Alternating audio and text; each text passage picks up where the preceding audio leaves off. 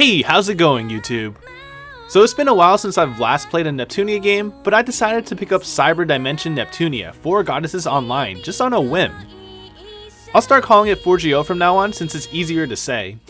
Anyway, 4GO is the next spin-off Neptunia game in the series, bringing in all of the cast in some way into this offline online world.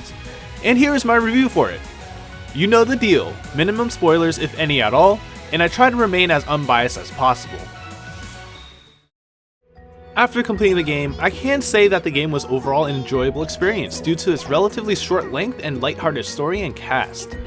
That being said, there are definitely a lot of shortcomings as well, shortcomings that may weigh more heavily for those who are unfamiliar with the series. First, let's talk about the story. Neptunia is the type of game that is never to be taken very seriously, which is great for people who just want to sit back and enjoy a few laps with an acceptable level of fan service. The game likes to poke fun and make references to all things anime and gaming.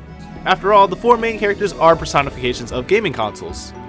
4GO is no exception, as this game is packed with references of Sword Art Online among other things. Taking all the games I played into perspective, the story pales in comparison to some of the more well-known JRPGs, but far from being the worst. The story lacks the depth and detail that creates an engaging and immersive story, but instead focuses on a virtual MMO adventure with friends while poking fun at anime and gaming trends. The story works well enough to keep me interested in the most important part of the game, the characters. All the characters make a return in some way to this game that will aid you in your adventures, as well as showing you some very entertaining interactions. For me, I'm a big fan of fourth wall breaks, so I really liked it when Neptunia does it in her overly cheerful manner. Hey, what's this about shortcomings? In terms of gameplay, 4GO is an action JRPG with a 2D hub that includes a few activities to engage in.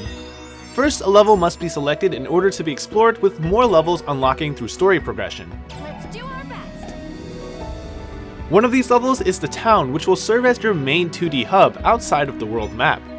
Here you can get buffs called blessings, shop, pick up repeatable, repetitive, and boring side quests, upgrade your gear, or check what NPCs have to say by hovering over their avatar. Sometimes there will be side skits that occur in town after certain conditions are met.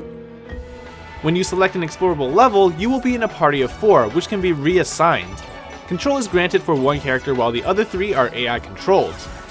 4GO actually gives you a cast of 12 characters to choose when you're halfway through the game, so there's a lot of characters that can be played. Unfortunately, combat is the biggest fault, as the battle system isn't innovative and brings nothing new to the table. In fact, it's lacking quite a few things to make it a good hack and slash game, especially at the beginning when there are very few skills to use. What really destroys the combat gameplay, besides the lack of variety in monsters, is that it just doesn't feel good. Let's immediately talk about my biggest gripe of combat, which is the garbage that is Perfect Guard. Perfect Guard occurs when you block an attack just as it's about to land. Damage becomes nullified and the character dashes back and then dashes forward with a counterattack. But that counterattack will never land 99% of the time, even though it visually looks like it should. Seriously, this is some stupid BS. The only point of using this is to reduce damage to 0, which is pretty good, but the wasted movement is very annoying. I guess this is just the game's way of trolling me. There is also a dash, but that doesn't really do anything special. It lets you avoid certain attacks if timed right and lets you slightly animation cancel, but offers no real bonuses for being used. For typical combat, there is only one combo that can be used, and I think that's okay. What's not okay is the lack of weight when landing normal attacks. The problem lies in having your attacks hit enemies, yet they don't even twitch or give a visual cue for pain. They just keep doing their normal animations as if you're just standing there looking at it. Combined with their dull animation and lack of variety in attacks, this did not make me want to keep fighting enemies. That being said, battles were still enjoyable since they are still fast-paced enough to be engaging, and most enemies can be defeated with relative ease. So you can just kill one enemy in a couple of seconds, then move on to the next target, which is nice because moving this fast causes the faults in combat to be less noticeable. On the other hand, bosses felt like damage sponges at times, and eventually got annoying to fight since there isn't a variety of them. Bosses have different movesets, with some having special skills, but the playstyle was still mostly the same regardless of which boss you fought. You just have to watch the movement from the bosses to see when he will attack and then block. The graphics of this game look really good, and takes advantage of Unreal Engine 4. The characters are detailed while still retaining their anime style looks. They also have boob physics implemented, although it's something that will never be noticed because there aren't any close-up shots. Being able to retain the anime style while also looking detailed also enhances the enjoyability when customizing your characters. I'm able to customize how my characters look by putting on accessories and changing their costume. While not an extremely important part of gameplay, it was definitely a plus to be able to change how my characters look from time to time. Level designs were pretty varied, which is a good thing since there isn't much else going for them. There aren't any kind of puzzles or depth to the levels. You just go in, run around the level, find some chests, maybe kill a few enemies, and then return back to town. All the maps were relatively small, so you can do all that and defeat the boss in maybe 10 or 15 minutes, which keeps things moving along so gameplay doesn't feel dragged out. My only issue is with the environment looking outdated, which is probably a style choice the artists chose. If it didn't look like something from the PS3 era, then I think this wouldn't have been a problem. Like the rest of the game, the soundtrack isn't exactly groundbreaking, but it's not terrible either. The starting area features a calm music track that eases newbies into the game and makes the environment relaxing.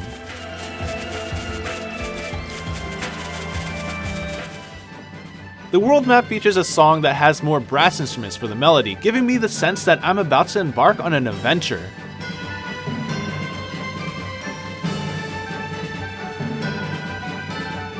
Even though the tracks are used very fittingly to create a good gaming experience, none of the soundtracks really resonated with me. Lastly, let's talk about performance. This is something I usually don't talk about because I never have an issue. Not the case for 4GO. Its first annoyance comes from the incredibly long load at the beginning of the game. I'm pretty sure this is to load all the textures and models so performance can be improved. Not entirely the case.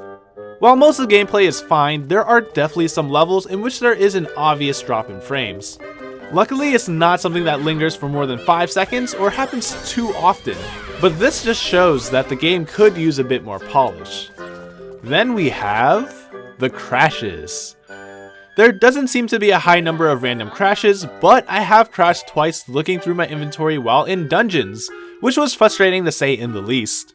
I felt like I wanted to quit, but I didn't lose too much progress, so I just sucked it up and started from my last save.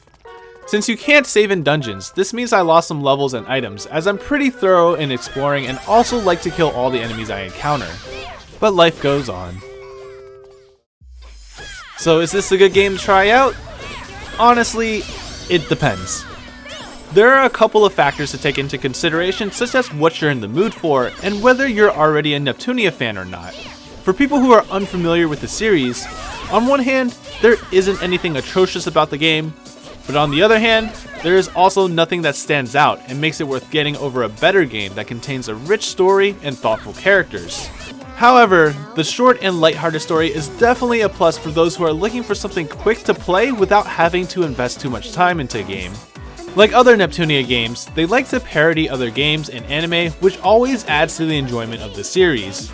However, for those who are looking for the next big story or innovative and cultivating gameplay, this is not the game to get into. For those who are already a big fan of the series, then this game will probably give you what you want and expect from a Neptunia game with more action than before. On the bright side, Neptunia games usually go on huge discounts on Steam and PSN quite regularly, so that may be the best time to get this game. After all, you really aren't missing anything when it comes to 4GO. And with that, my video comes to an end. Thank you guys for watching, and I will see you next time.